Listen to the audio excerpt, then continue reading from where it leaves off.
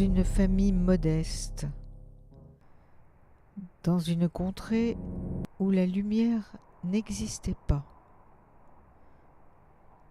La poussière envahissait notre sommeil. Jamais le scintillement d'une étoile n'apaisait notre douleur d'être.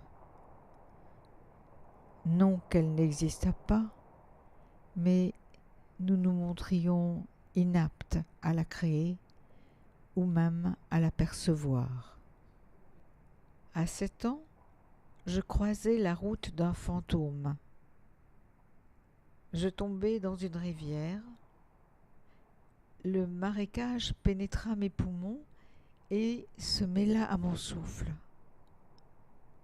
Ma mère me sortit de la boue. Je naquis à nouveau. Dans les quelques instants où la mort commençait de dévorer mon foie, j'entendis une lumière. Tu dois être ce que tu es. Ton destin te demande d'être une étoile, et tu te contentes de la poudre.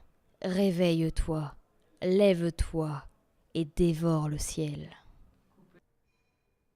Jamais je n'ai confié cette scène de mon enfance. Pourtant, elle devint le centre de ma vie.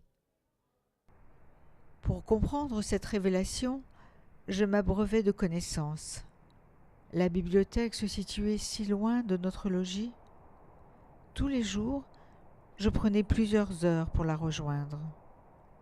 Pour moi, elle devint un temple. Avec une foi inébranlable, je poursuivis mes études. Je serrais des mains, j'oubliais des visages, je brassais des idées, je m'enivrais de discours.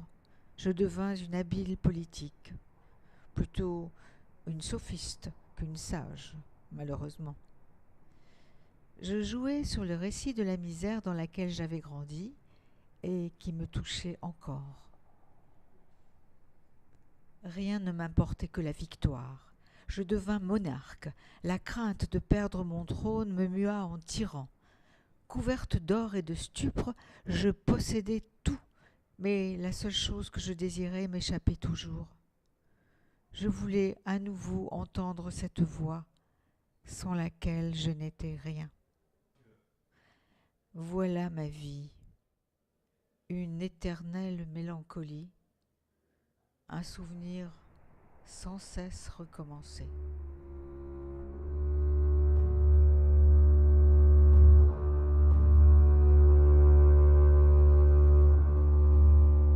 Reconnais-tu cette chambre ? Oui, c'est la chambre de mon enfance.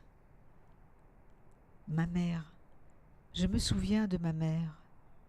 Elle me soigna lorsque j'étais malade. Après mon accident, elle me veilla jour et nuit. Je me souviens.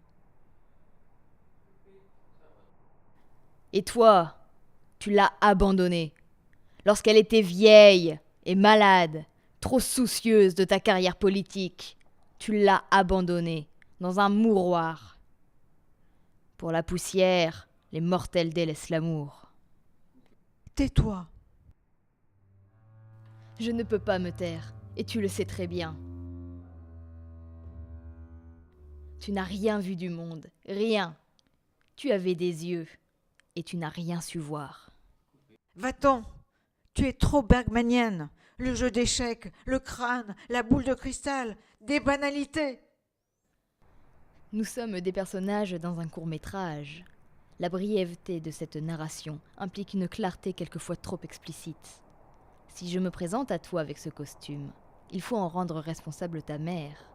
Elle t'a donné à regarder le 7e saut.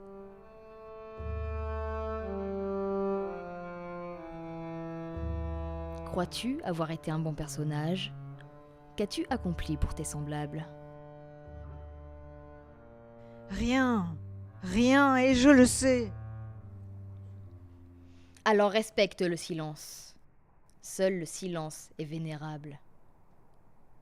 Lorsque j'entends tes croassements, je ne crois plus au silence. Je ne crois qu'en l'espérance.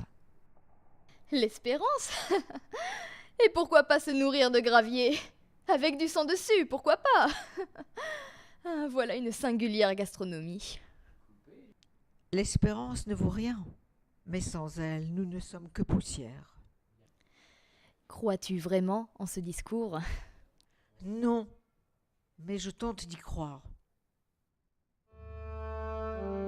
À présent que, semblablement un chat avec une souris, j'ai terminé de jouer avec toi, je te dirai la vérité. Et cette vérité effacera ton existence. Ce murmure secret que tu entendis dans ton enfance, ce souffle qui te guida toute ta vie, c'était moi. Je me suis divertie à te perdre. L'oiseau perdu loin des cieux, un classique, toujours efficace. Pauvre jouet, insatiable toupie, pitoyable Papagéno. Tu croyais t'élever en te plaçant au-dessus des mortels. Jamais ton orgueil te laissa entendre qu'il te fallait mettre en dessous d'eux. Que seule l'humilité et le labeur permettent de devenir quelqu'un. Regarde-moi, regarde-moi.